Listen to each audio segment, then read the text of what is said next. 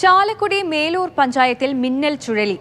കരിങ്ങാമ്പള്ളി, പിണ്ടാണി, കല്ലുകുത്തി എന്നീ മേഖലകളിൽ വ്യാപക നാശനഷ്ടം. നിരവധി മരങ്ങളും വാഴകളും വൈദ്യുതി പോസ്റ്റുകളും ഒടിഞ്ഞു. അപ്പോൾ നമുക്ക് ഈ 5 മണിക്കുണ്ടായ ചെറിയൊരു കാറ്റൊന്നല്ല, ഒരു വലിയ കാറ്റിൽ നമ്മുടെ ഇവിടെ മരങ്ങളൊക്കെ ഇലക്ട്രിസിറ്റി കമ്പിയുടെ മേലെ കൂടെ ഒടിഞ്ഞു വീണ് വൈദ്യുതി മൊത്തത്തിൽ ഇപ്പോൾ ഇവിടെ ഇല്ല. KCB കൂടെ വന്നിട്ടുള്ളൂ.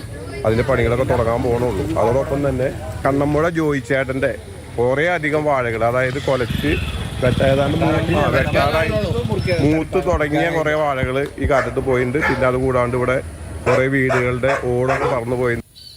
ഒരു 10-80 വാഴ ഇതിനകത്ത് ചുറ്റിലാൻ വഴിയുണ്ട്. മെയിനായിട്ട് അപ്പുറത്തും പോയിട്ട് ഇലക് വീണുണ്ട്. അവിടെ ഇലകും പോയിട്ടുണ്ട്, വീണിട്ടുണ്ട്. ഇലക് വീണിട്ട് വാഴ പോയിട്ടുണ്ട്. ചിലത് വെട്ടിയിട്ടുണ്ട് ഓരോന്നും. പിന്നെ ഒക്കെ കരിപ്പാകവും ഓണത്തിന് വേണ്ടി നിർത്തിയേക്കണതാണ് കംപ്ലീറ്റ്. MS ലിഷോയ് ചേരുന്നുണ്ട് വിവരങ്ങളുമായി. ലിഷോയ്, ഇത് എപ്പോഴാണ് സംഭവിച്ചത്? വലിയ രീതിയിലുള്ള നാശനഷ്ടങ്ങൾ റിപ്പോർട്ട് ചെയ്യപ്പെടുന്നുണ്ടല്ലോ അല്ലേ? തീർച്ചയായും. അതായത് ഇന്നിപ്പോൾ ഏകദേശം 5 മണിക്ക് ശേഷമാണ് ഇത് ഉണ്ടായിരിക്കുന്നത്. ശക്തമായ കാറ്റും മഴയും ഉണ്ടായി.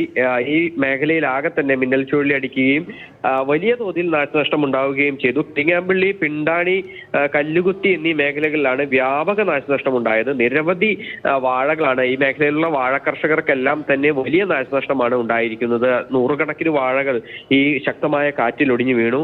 അതിനോടൊപ്പം തന്നെ വൈദ്യുതി പോസ്റ്റുകളും നിരവധി ഒടിഞ്ഞു വീണിട്ടുണ്ട്. അതുകൊണ്ട് തന്നെ ഈ മേഖലയിലാകെ വൈദ്യുതി ബന്ധം ഇപ്പോൾ നിലച്ച മട്ടിലാണ്. ഇപ്പോഴും വൈദ്യുതി ബന്ധം പുനഃസ്ഥാപിക്കാനുള്ള ശ്രമങ്ങൾ ആരംഭിച്ചിട്ടേ ഉള്ളൂ. കാരണം KCB ജീവനക്കാരുടെ ഭാഗത്തുനിന്ന് ഈ പോസ്റ്റുകൾ ഇനിയിപ്പോൾ മാറ്റി സ്ഥാപിക്കേണ്ട ഒരു അവസ്ഥ പോലും ഉണ്ട്. അതിനോടൊപ്പം തന്നെ ഈ മേഖലയിൽ നിരവധി മരങ്ങളും ഒടിഞ്ഞു വീണിട്ടുണ്ട്. ഈ മരങ്ങൾ വീണാണ് കൂടുതലായും ഈ വൈദ്യുതി പോസ്റ്റുകൾ ഒടിഞ്ഞു വീണിട്ടുള്ളത്. അതിനോടൊപ്പം തന്നെ ഈ ഓടിട്ട വീടുകളുടെ മേൽക്കൂരയിൽ ഉണ്ടായിരുന്ന നിരവധി ഈ വീടുകളുടെ ഇത്തരത്തിലുള്ള ഓടുകൾ പറന്നു പോയിട്ടുമുണ്ട്. അങ്ങനെ വ്യാപക നാശനഷ്ടമാണ് വീടുകൾക്കും അതുപോലെ തന്നെ മരങ്ങൾക്കും കാർഷിക വിളകൾക്കും ഒക്കെ തന്നെ ഉണ്ടായിരിക്കുന്നത്. ശരി, MS ലിഷോയാണ് വിവരങ്ങൾ നൽകിയത്. മിന്നൽ ചുഴലിയിൽ വലിയ രീതിയിലുള്ള നാശനഷ്ടങ്ങൾ ഉണ്ടായി.